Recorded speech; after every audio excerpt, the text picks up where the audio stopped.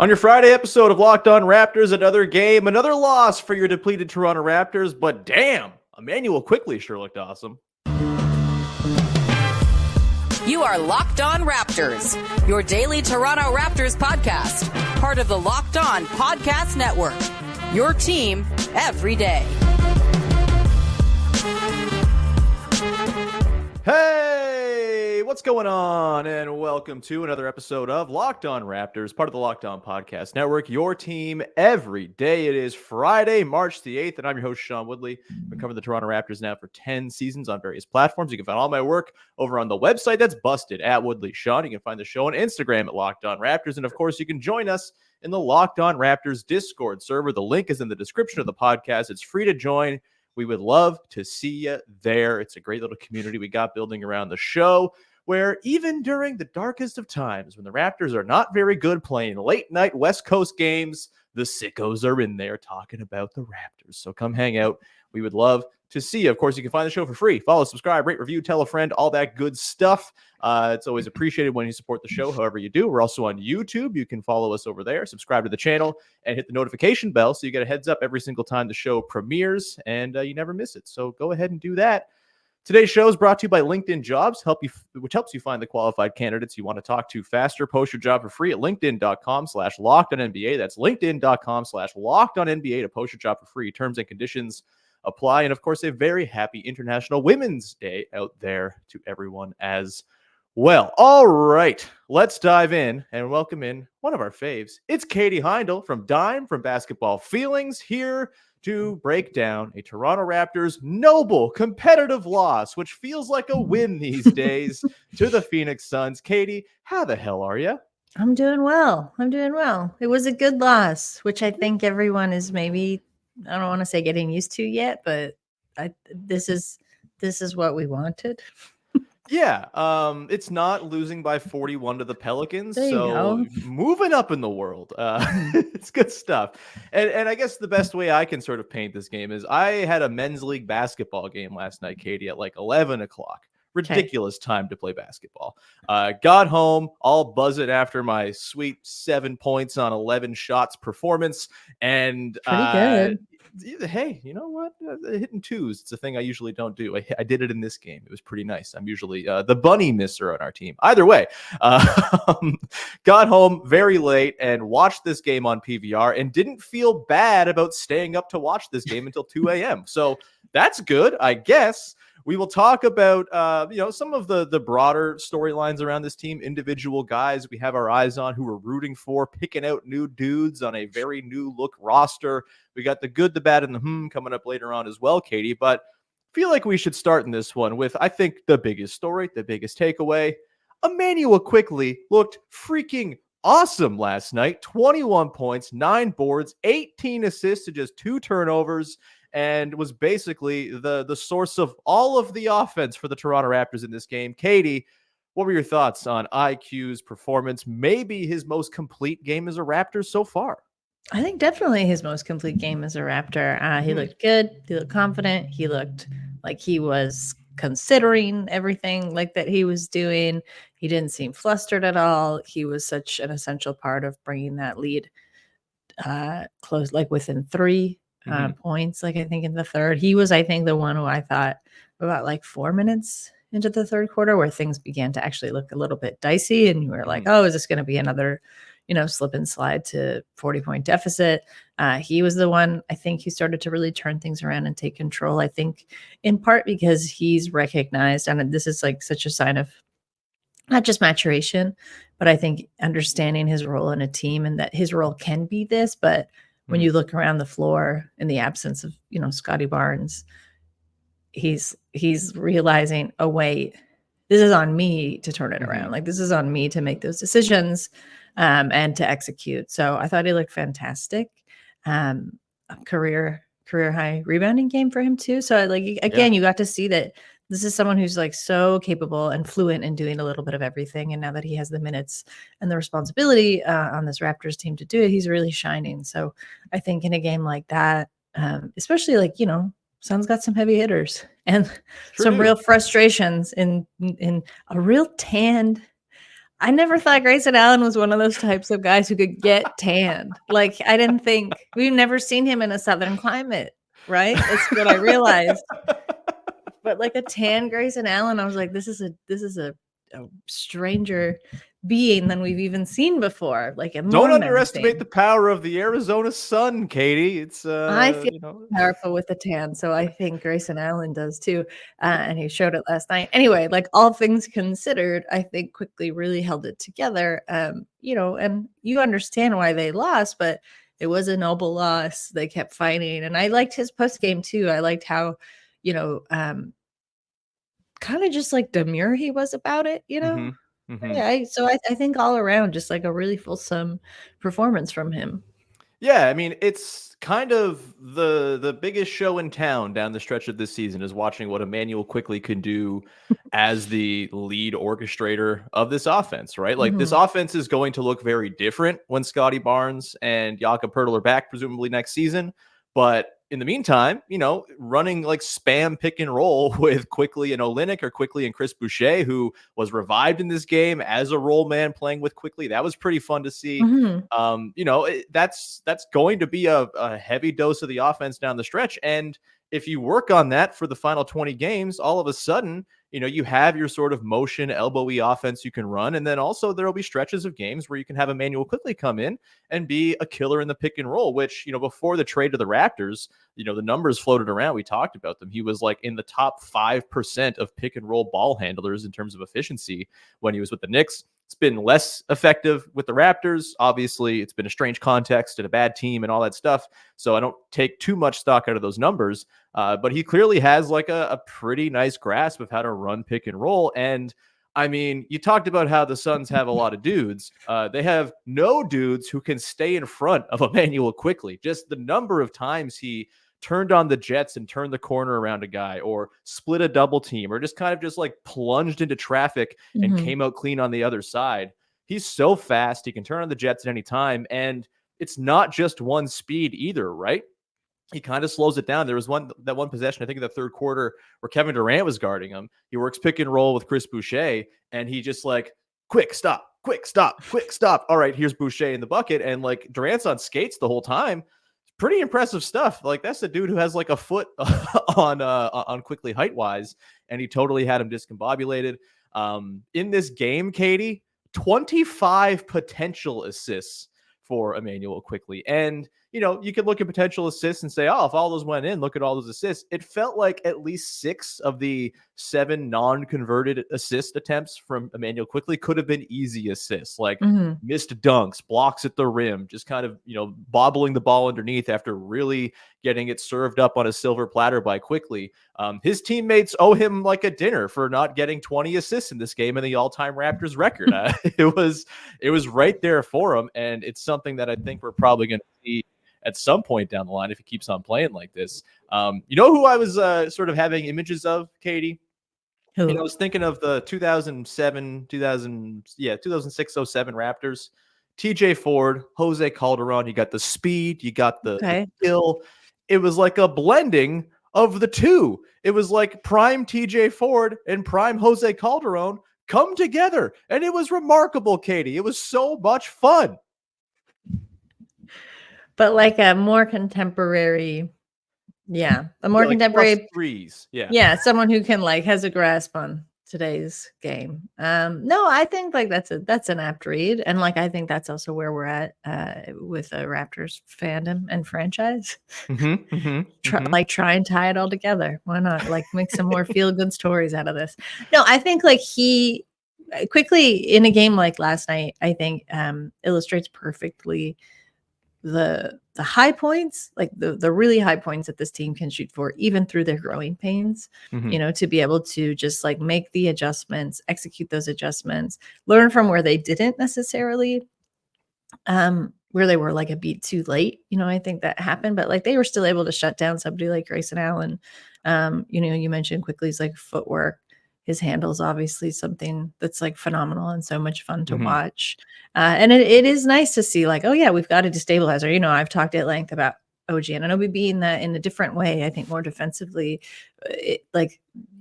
So I think, Quickley's not there on the defensive end, but it is nice to see. I guess I just love someone who can be a bit of a menace. And really like upend and confuse their opponents. And I think, to the Raptors, like they need that because it's a young team. They're not that big. They're like pretty strong, but there's like other ways that they're going to have to figure out how to eke out these wins. And they do need wins as much as like these kinds of like winning losses feel good. And you do learn a lot from them and you're going to come back better ostensibly. You still need wins to keep the spirits up, right? Especially because you're such a young team that's still forming. So I think Quickley really just like you're talking about him being a merger of two players. I think he's like more of a merger of like all those different ethoses and what you need with the team right now. But overall, just like I was really happy to see him doing so well and also being so happy, but like taking it in stride. Mm-hmm. Absolute treat to watch. And as a Raptor, better than a 4-1 assist to turnover ratio. Speaking of Jose Calderon, looking real comfortable out there running the show. We're going to come back on the other side, Katie, and we're going to get into the guys further down the roster who are fighting it out, trying to make things happen. Obviously, not most of them were available last night. They only had 9 available players, but we're going to dig into the guys on the roster who we are rooting for hardest down the stretch. It's a new team, new faces. Everyone's going to pick their guys. We're going to talk about who we're leaning towards as far as our guys of choice coming up in just 1 second. Today's show is brought to you by our friends over at eBay Motors, and our partners over at eBay Motors have teamed up with Locked On Fantasy Basketball host Josh Lloyd to bring you some of the best fantasy picks each week all season long. Whether you're prepping for a daily draft or scouting the waiver wire, every week we're going to provide you with players that are guaranteed to fit on your roster. So let's see who Josh has picked out for us on this week's eBay Guaranteed Fit fantasy picks of the week. Lots of options this week, and 2 of them I think will speak to Toronto Raptors fans. Kelly Olynyk is one of them. Of course, no Jakob Poeltl.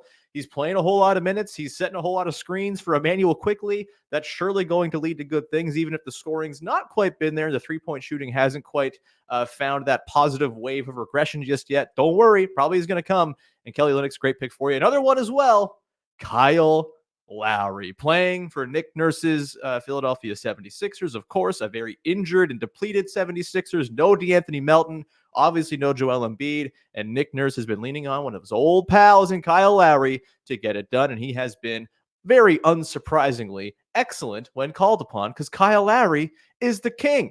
Josh Lloyd's also the king of Locked On Fantasy Basketball. He's going to help you win your fantasy championship, and eBay Motors knows a championship team is about each player being a perfect fit. The same thing goes for your vehicle. With over 122 million parts for your number one ride or die, you can make sure your ride or die stays running smoothly. Brake kits, LED headlights, roof rack, bumpers, whatever your baby needs, eBay Motors has it. And with eBay's Guaranteed Fit, it's guaranteed to fit your ride the first time, every time, or your money back. Plus, at these prices, you're burning rubber, not cash. Keep your ride or die alive at ebaymotors.com. eBay Guaranteed Fit, only available to U.S. customers. Eligible items only. Exclusions apply.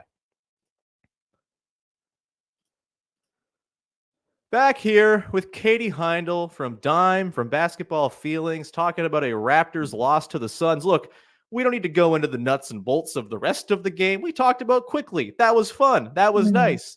The defense couldn't do much. We'll get into that when we get into the good, the bad, and the I'm sure.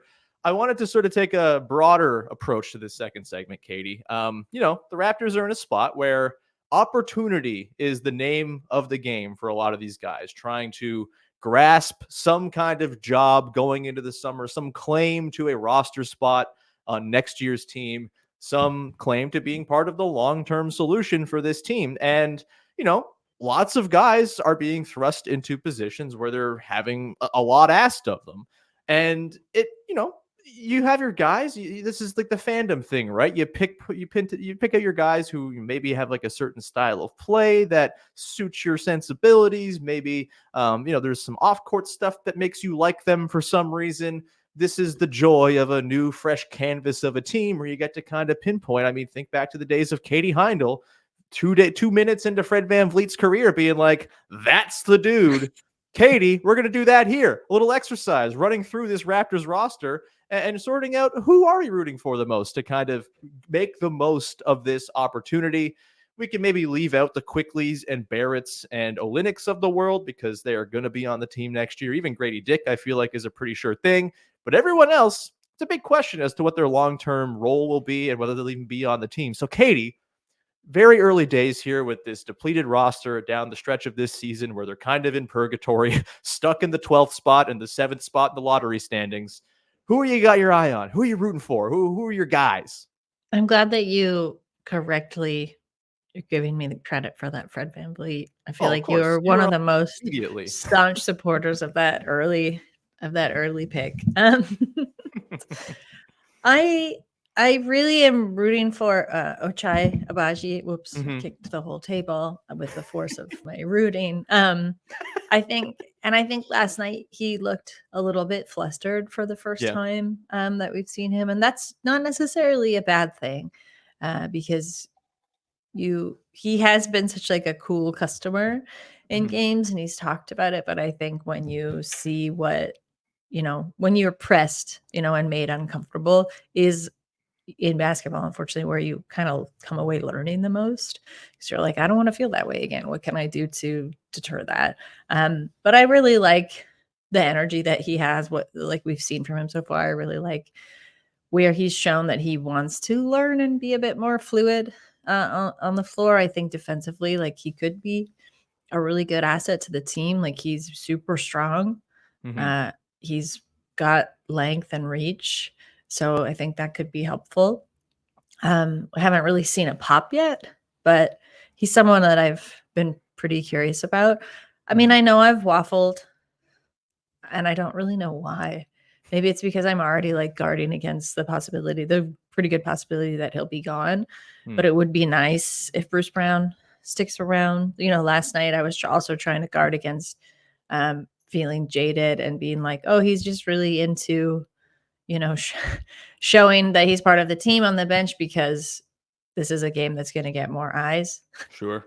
I don't want to become that kind of jaded person. Like he's just doing this to try and get because he wants to get traded. I would love to see him stick around, and be healthy and play for this team. I do still think that perhaps where he's at in his career doesn't quite fit where the team is, Sure. in their development. I had someone else. Well, let me go. piggyback off of Ochai because I had him on my list too. And I think, there are reasons, he's just seems like a pretty affable dude and a very likable guy. And so I'm very in on, cool, likable guys making a name and becoming fan favorite types. And, Ochai certainly also does things in theory, the sort of optimized version of Ochai does a lot of stuff the Raptors could use, Poor Ochai having to guard Kevin Durant last night. He did his best. I mean, what are you supposed to do? Yeah, if you're going to get frustrated off something, that seems like a fair reason. Yeah. It's, it is what it is. Kevin Durant is Kevin Durant. He's 7 feet tall and is going to shoot over your head. And when you're 6'5", despite your long reach, there's only so much you can do about that. I thought he did as best you could hope to do guarding Kevin Durant last night as really the only passable option they had to throw at Kevin Durant, which I think speaks to the state of the roster at the moment. But yeah, the 3-point shooting from the corners in particular, like that's a thing that has been, an area of strength for him. The above the break threes, not so much. I have not been terribly impressed with his finishing. Like it's been, pretty tricky, just kind of bunnies missed around the rim and stuff like that. Hopefully that's stuff that can be ironed out. Because I think Ochai, we saw when Scotty Barnes was healthy, they had that second unit kind of cooking a little bit, even with Bruce Brown still unsure of the fit of where he slotted into everything, he was doing some stuff. And, those lineups, while they didn't perform well by the numbers, I think the eye test said, hey, like this, there's something here. If they can figure out some defensive integrity, the offense moves beautifully with this group of Scotty plus 4 bench guys. And Ochai was a big part of that. So I'm very much rooting for Ochai as well. He's and I think our pal Vivek has really gotten me onto the Ochai wagon as well. He's been tooting that conductor's horn for the last month since the trade. My other guy, Katie, Javon Freeman-Liberty. I'm pretty fascinated by this guy. Not like a huge stat line last night, 5 points, 3 boards, 2 assists, 1 of 4 shooting, hit 1 3. But I think this guy kind of has something, man. He's 24, so he's a little further along in the development curve, but he absolutely demolished the G League this season. And in theory, is going to be asked with the Raptors to, especially down the stretch here, probably carry a little bit more ball handling duties. Unless Immanuel Quickley is going to play 40 minutes every night and do that. I'm sure we'll see a scaling down of his minutes and load at some point here. But I think there's an opportunity here for Javon Freeman-Liberty to do some of the stuff he did with the 905 for the big club and kind of take his lumps and learn on the fly. I also am pretty impressed by his defense, Katie. He defends as though he's a photo in a basketball textbook. Arms up, sliding the feet. It's beautiful. It's a coach's dream. And he's got that sort of thick chest. You can take bumps. I'm pretty in on the JFL experience as well. Even if JFL as a company is no longer I was going to say, it's an unfortunate tough times to have that handle. acronym. Well, hey, now he's the most prominent JFL, so good for him. And Wait, is Just for Laughs no more? I think the festival's done, and I think the company filed for bankruptcy. So that I really means hope Gags this doesn't is mean done. Gags is gone. Yeah, Tim. I do. You do? Hate Gags. Yeah, I hate Gags. Living in Montreal and having Gags always hanging over your head was tough. Any moment, you're like, just a stroller with a fake baby could come flying down the sidewalk, and I'm supposed to rescue the baby. Anyway, it's obviously stayed with me. It's got to be scarring. Did you ever encounter Gags either as an active participant or an onlooker? No, luckily no. I had friends that did, going to and from class or just trying to live their lives in Montreal for a good stretch of time. My brother refused to visit me in Montreal because he didn't want to get Just for Laughs gag. You'd see them, and you would know when to avoid. But right. Why does that guy have a big flower on his? I count lapel? myself. What's lucky. going on here? So that feels like I'm a JFL Ochai. You're Ochai, and who else? Bruce Brown. Bruce Brown, but I think I'll say more realistically. I'm with you on Javon Freeman-Liberty. I also love it when guys just throw their whole bodies into something and are just whatever. This is what works. I'm gonna do it. I'm more skeptical because I don't know if this will be a long-term fit, but I would still love to see him be a long-term fit with a 905. But Mahamadou Guy or Guy? Gay. Gay. Okay. Yeah, Mahamadou Gay. I really like his, again, just his length, his explosiveness. There's something about him that maybe fits an old blueprint of what the Raptors were trying to be. Mm-hmm. But I think that's still transferable to this team. And I'm just happy he's getting the shot. Need 6'9" dudes who are athletic because they got rid of all those notably over the last few months. We're going to come back, Katie, on the other side, close it out with the good, the bad, and the the way we round out every game recap show here on the pod. We'll do that coming up in just 1 second. Today's show is brought to you by our friends over at LinkedIn Jobs. Whether you're hiring for your small business, when you're hiring for your small business, you want to find quality professionals that are right for the role. That's why you got to check out LinkedIn Jobs. LinkedIn Jobs has the tools to help you find the right professionals for your team faster and for free. LinkedIn isn't just another job board. LinkedIn has a vast network of more than 1 billion with a B professionals, which makes it the best place to hire. It gives you access to professionals you can't find anywhere else. LinkedIn does all that while making the process easy and intuitive. Hiring is easy when you have that many quality candidates. So easy, in fact, that 86% of small businesses get a qualified candidate within the first 24 hours. That is pretty sweet. LinkedIn knows that small businesses are wearing so many hats and you might not have the time or resources to hire. I have been a hiring manager at jobs in my time, and boy, oh boy, it takes a lot of time. There's no bandwidth for anything else. Let LinkedIn make that all easier for you. Post your job for free at linkedin.com/LockedOnNBA. That's linkedin.com/LockedOnNBA to post your job for free. Terms and conditions apply. Rounding out the show, rounding out the week here on the podcast with Katie Heindl from Dime and Basketball Feelings, taking stock of a Raptors noble moral victory of a loss to the Phoenix Suns, and rounding it out with the good, the bad, and the way we wrap every game recap show here on the pod. A thing we liked, a thing we didn't like, and a thing that has us a wee bit intrigued from the latest Toronto Raptors basketball game. Katie, I will give you the floor. What's your good? Oh, man. I had it. I can jump in with mine if you need a second for it to come back. Okay. Mine is Gradey Dick taking 10 threes. Yes, please. More of that. Take 15 for all I care. getting him up. Didn't finish his twos in this game, just 4 of 12 overall, but 12 points and 4 of 10 from downtown. You'll take that all day from Gradey Dick. It's been a bit of a struggle for him the last few games. I don't think it's a coincidence that it's coincided with Scotty Barnes going out of the lineup. Those guys have a nice connection. There's a lot going there. They fit one another beautifully skill-wise. So it's going to take some time here, but keep on letting it fly, Grady. 4 of 10 from downtown, you will take all day long. And if we're going by our over-unders contest at the start of the year, I think I need him to average like 2 threes a game down the stretch for me to win that bet on the over-unders with Vivek and Sahal, which you don't care about at all, Katie. But I'm just getting that out in the world there. We're rooting for Gradey Dick to have a barrage of threes down the stretch. What's that? You always lose that competition? I do always lose that. Okay. This year's going to be fascinating because the team changed entirely midway through the season. Yeah. So it's going to be a mess to document.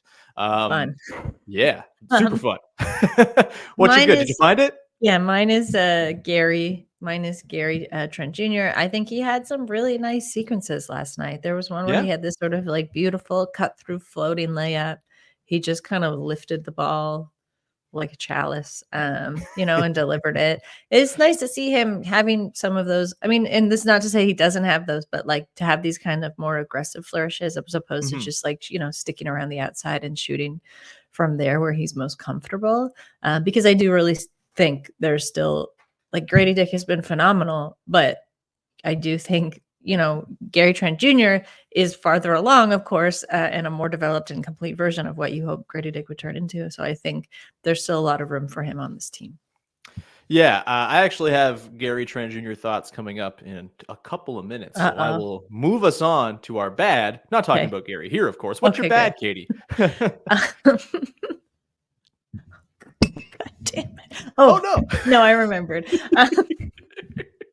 Sorry, man. Just like half a cup of coffee deep. I think my bad has been the Chris Boucher split talk, because I have the sense that while, maybe he doesn't quite fit the rotations that Darko Rajakovic is like trying to attempt with this team, he is still like he's a seasoned athlete. He knows what he's doing. You can like throw him into sequences sometimes. Maybe you're not going to play him the same way that you would have with like the earlier iterations of this team just this season. But I haven't really liked the fact that like, oh, he's not playing, he must be getting traded. Because one, like logically, that also doesn't make sense. You want to try. He would have been dealt by the deadline if there was like, or it's like you can't hope to trade someone in the offseason and not play them at all because any prospective teams are going to be like, well, we never saw what this guy could do, so where's the interest?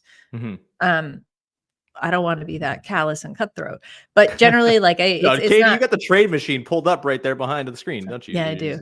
It's just like mode. It hasn't been sitting well with me.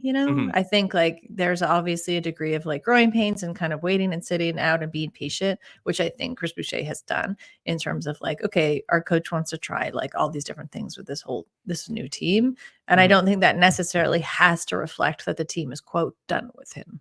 Yeah.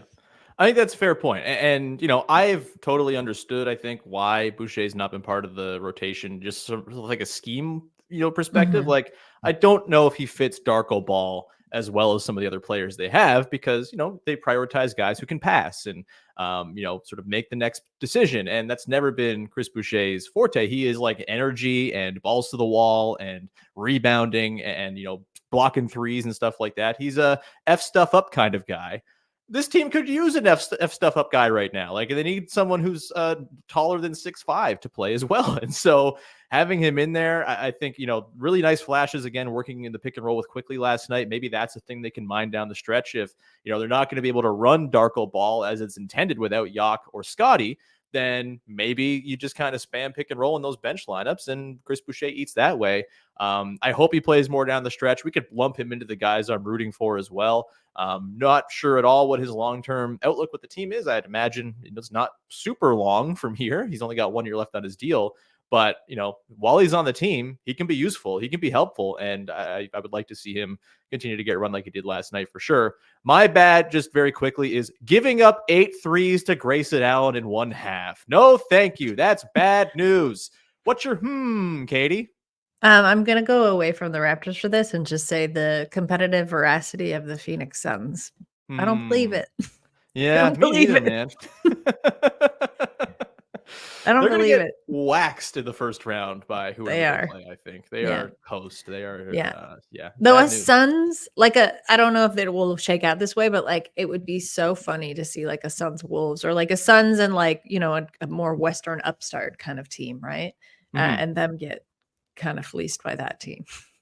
Yeah, would be a delight to watch Shea Gilgeous-Alexander rip Bradley Yes. Beal's throat out. Ooh. That was visceral. It goes back to Gary Trent Jr. I have no idea what the hell the Raptors are going to do with him this summer. Are they going to pay him? Are they going to let him walk? Are they going to sign and trade him somewhere?